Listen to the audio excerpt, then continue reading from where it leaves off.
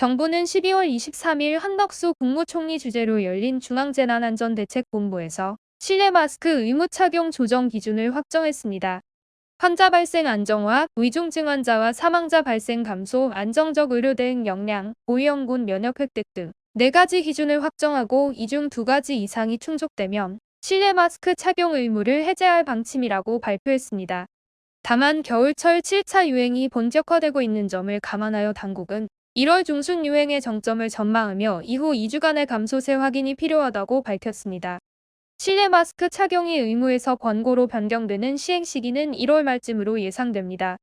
앞서 정부는 지난 9월, 10월 마스크 착용 의무를 해제하고 권고로 전환한 바 있습니다.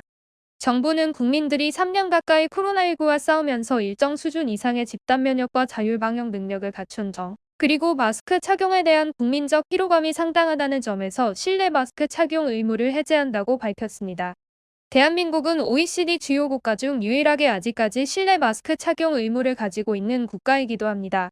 OECD 주요 국가들은 오미크론 유행으로 치명률이 낮아진 이후부터는 속속 마스크 착용 의무를 해제한 바 있습니다. 일부 국가들의 경우 의료시설과 대중교통에서 마스크 착용 의무를 남겨두고 있지만 실내 마스크 착용 의무를 가지고 있는 국가는 없는 상황입니다. 중국을 비롯한 글로벌 리오프닝 기조가 확산하면서 정부 역시 실내 마스크 착용 의무를 해제하며 진정한 리오프닝 시대로 접어들 전망입니다. 실내 마스크 착용 의무 해제로 인해 수혜가 예상되는 섹터는 화장품, 피부 미용 섹터입니다. 노마스크의 시대가 도래하면 억눌렸던 색조 화장과 미용 성형 시술에 대한 수요가 증가할 것으로 전망됩니다.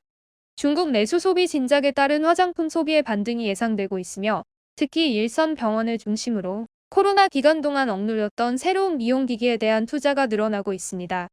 K-뷰티 산업은 해외에서도 순항 중입니다. 올해 국내 미용기기의 통관 실적 또한 지난해보다 22.3% 성장할 것으로 전망됩니다. 실제 북미 지역에서의 국내 미용기기의 인기가 높게 나타나고 있으며 한국 기업들의 글로벌 뷰티 시장에서의 선전도 이어지고 있습니다. 마스크 착용 없는 시대가 눈앞에 다가온 만큼 관련주들 체크해 두시고 투자에 참고하시기 바랍니다.